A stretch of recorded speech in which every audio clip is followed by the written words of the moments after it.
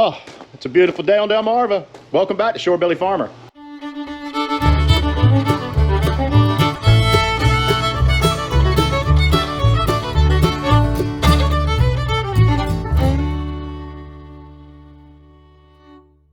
Well, we've got a little short job to do before we get into spraying, and I didn't expect to be spraying today. They were calling for rain and nastiness today, but as you can see, the weatherman was wrong.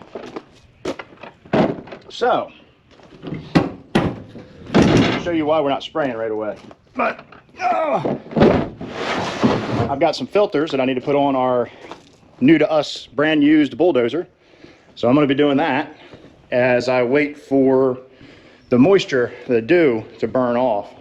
Got my box full of filters, which we're not going to be replacing all of them today. Just the primary hydrostat filter is really the only one I'm concerned with at the moment.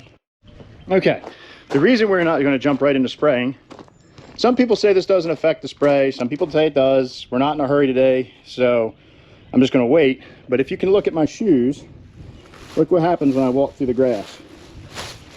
See, my shoes are wet now.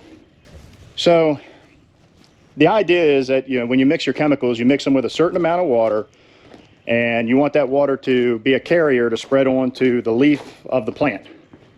And that carrier is just taking the chemical that you add in the water to the plant. Well, if there's already X amount of water, unknown amount of water on the leaf of the plant, in this case being the wheat and the weeds, then your chemical is going to get further diluted. Some people say it doesn't matter with the dew. Some people say it does. I'm just of the belief, why risk it if we're not in a hurry? I have done it and it's been fine. You know, where you spray early in the morning from our heavy dews that we get around here, everything seems to work out fine, but these chemicals aren't cheap. They're very expensive, so why risk it? So I got another small job I can do. I'm gonna go put those filters on the dozer, and while I'm doing that, the sun will dry it out a little bit more, and then, especially along the tree lines where it's shaded, the sun will dry that out, and then we can get spraying once that's all dried out. Got it? Okay. But man, I'm excited. Farming is here. It is finally time to begin. I'm just trying to remember everything I need to do this job. I think I have it. I think I have everything. So let's just go do it. What are you waiting on? Let's go. Alrighty. Doesn't this just look fun? Ha! I've only played with it for a few minutes because that's really all the time we had at the time when we got it. But I've already started messing around in the clear cut area. It is fun, I promise you that. So in here is the filter that we need to change. That's this hydrostat filter. And it's basically just a hydraulic filter that goes and runs the hydrostat system. We were having a problem with it when we first got it. It felt sluggish, like just something didn't seem quite right. It was surging a little bit, and we decided, well, the only thing that we know of that could cause that is either low on fluid, which we were a little low, but not low enough to cause an issue, which we topped all that off. But the next thing would be starvation to the pump, which would be either a collapsed line or the filter. We pulled the filter and it was dirty. It was real dirty. As a matter of fact, this filter, if that hasn't been changed since it was actually written, was 1994. So yeah, the motor's rebuilt, the gearbox has been rebuilt, but they didn't keep up on this maintenance, which worries me a little bit. But at the same time, everything runs strong, real strong. It just needs to be done. So I've got everything to do that filter, and the motor oil we're going to do at some point. I'll probably find a rainy day to do that. Well, a day that it had rain and we can't do anything in the fields, because that's going to be a little while. It's 9 gallons of oil. Let's get going. Let's get this happening.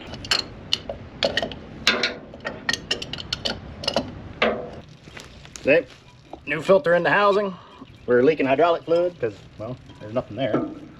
Well, the other filter is going to have to wait. I thought I could get to all the bolts, but I can't with an impact. I got to have a regular ratchet to be skinny enough to fit back in here and reach down to the bolts in the back. So that one can wait. That one's not our main concern at the moment anyway.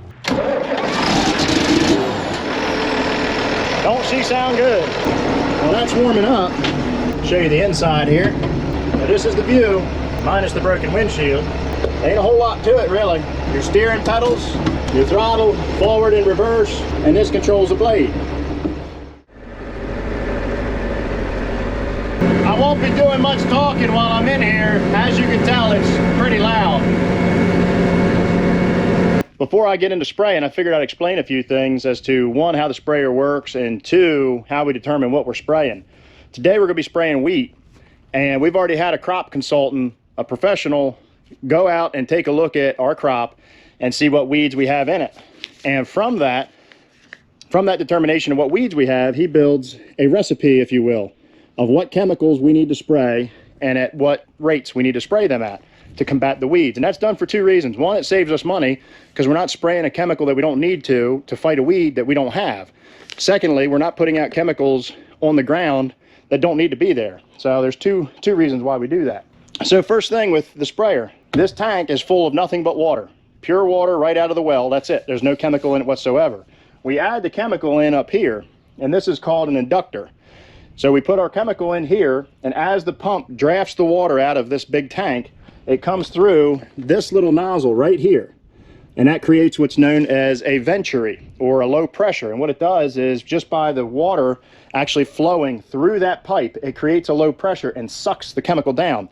It mixes as it runs through the hose and goes right into the sprayer tank. So what you see coming out of the nozzles on the back end of a sprayer is 99.5% water most of the time. Now we do spray fertilizers, in which case most of the time it's pure fertilizer, but you don't typically spray that on. You would put drops on and dribble it down the row of the corn, or they have special things called streamers that stream it onto wheat. However, this year, because it was so wet, we decided not to do it ourselves. We had our local co-op come out and spread a dry pelletized fertilizer out on the crop. I'm going to go ahead and load the sprayer up with everything we need, head out to the field, and then from there I'll kind of explain how the sprayer works, how it determines how much it's putting on, its speed, just essentially how the sprayer does what it does.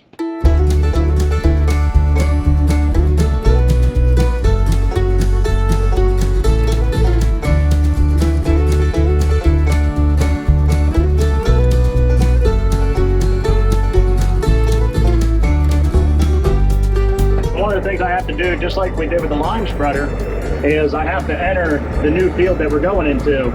So we're going to do wheat, herbicide, then we have to go in and say that our tank is full, and there we go. That's how much volume I have in the tank. Once we start spraying, this will show me how much we've sprayed, how much areas that our acreage that we've sprayed, and how long I have to empty. There we go.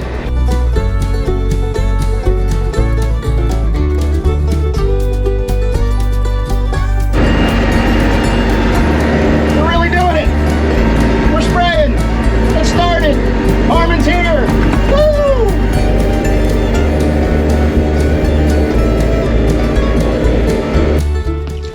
Well, as fast as we can start, we can stop. Our brand new tire and tube is no good apparently. It has torn the tire all to bits. The tube, you can hear air leaking out, so I'm guessing the tube was put in incorrectly and pinched, and of course we're loaded with chemical. Oh boy, I got some phone calls to make. Well, we're back spraying again. I had to wait about 3 hours or so, 4 hours for the tire repair service to get here. What ended up happening was, of course, if you go back a few videos, you remember we just got brand new tires and tubes put on our rims. And what ended up happening was the tube was either pinched or was defective. It had a tiny split in it about this big. Essentially, that let all the air out into the tire, and then it was leaking all the air out around the valve stem. So my guess is it was pinched being put in, and it finally just kind of gave up the ghost when the pressure of all this water and beating and banging around in the fields finally took its toll on it. So anyway, we're spraying again. I'm going to try to get another tank on. I already finished the tank that we started and decided not to pick up the camera because honestly I just wanted to concentrate on what I was doing and really double check everything to make sure we weren't having any other issues. So everything seems to be working fine, knock on wood. But if I can get one more tank on tonight before the sun goes down, I'll consider today not a total loss. And that'll get us, I'll have a piece of the tank to finish up and be completely done spraying the wheat. But the good news is, we're spraying. I'm not sure how well the camera's picking it up. There just ain't nothing here. Water. Now we get a little bit of water damage go this year.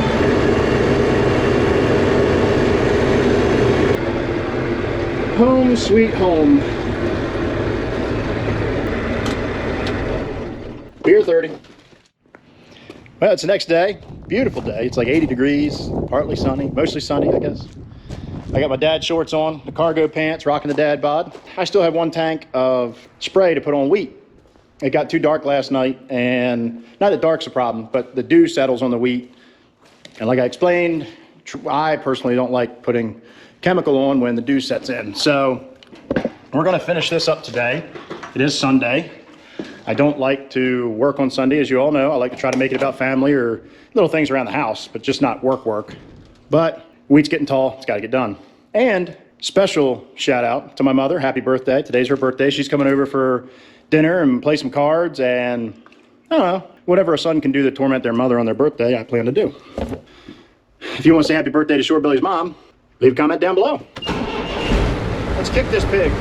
Well, yesterday with everything going on, with the flat tire and waiting on them, I didn't have a chance to explain how these sprayers really work, or at least this one.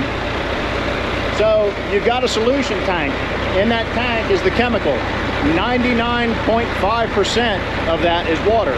Water is just the carrier to distribute the chemical evenly on whatever it is you're spraying, either the leaf of the plant or to cover the ground if you're just doing a ground application of fertilizer.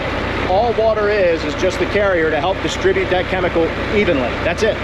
So when you see all that stream of spray coming out of the back of the sprayers, 99.5% water.